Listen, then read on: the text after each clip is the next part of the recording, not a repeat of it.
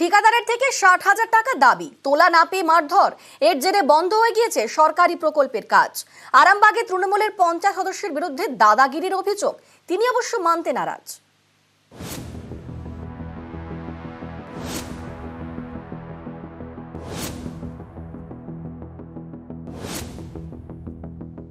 একই গ্রামে চলছিল দুটি সরকারি প্রকল্পের কাজ। এই নিয়ে দুই ঠিকাদারের মধ্যে দ্বন্দ্ব বাধে। সেই দ্বন্দ্ব মেটানোর নামে তোলা চাওয়ার অভিযোগ তৃণমূলের পঞ্চায়েত সদস্যর বিরুদ্ধে। তোলা না দেওয়ায় এক ঠিকাদারকে মারধর করা হয় বলেও অভিযোগ। এতেই আরামবাগের তিরোল পঞ্চায়েতের ইয়াদপুর গ্রামে বন্ধ হয়ে গেল দুটি সরকারি প্রকল্পের কাজ। ওই পাইপ লাইন যাদের বসাতে ছিল আর রাস্তার কন্ট্রাক্টের সঙ্গে তাদের সঙ্গে ঝামেলা, তাদের সঙ্গে বিরাট হাতাহাতি, বিরাট ঝগড়া হয়েছে।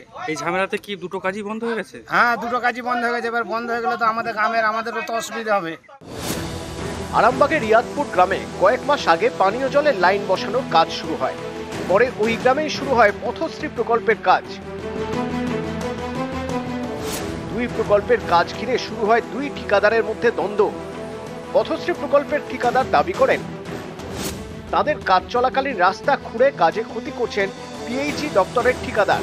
পাল্টা পিএইচই দপ্তরের ঠিকাদারের দাবি রাস্তার কাজের আগে জলের লাইনের কাজ শেষ করতে দিতে হবে, কারণ পথশ্রী প্রকল্পের কাজ শেষ হওয়ার পর জলের জন্য রাস্তা খুঁড়লে সেই রাস্তা তো বেহাল হয়ে যাবে।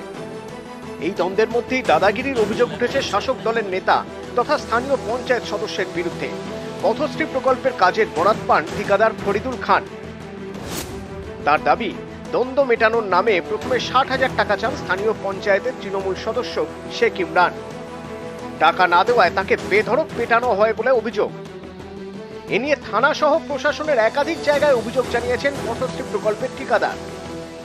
কাজটা চলাকালীন আমাদের পিএইচির সাথে একটু ডিস্টার্ব হচ্ছিল, ওদের অর্ডার ছিল না, ওরা রাস্তা কাটাকাটি করছিল। এই মতো অবস্থায় কুইনের বাড়ি ইমরান বলে একটি ছেলে ওর দলবল নিয়ে এসে তোলা আদায় করতে আসে। তোলা দিতে অস্বীকার করায় আমাকে বেধাড়াক্কা ফেলে মারধর করে। এমনকি এত মারধর করেছে আমার চোখে ব্লাড জমে আছে, আমাকে এবং আমার ম্যানেজারকেও মারধর করে। আমরা বলি যে মানুষের যেমন জলের লাইনও প্রয়োজন, রাস্তাটাও প্রয়োজন।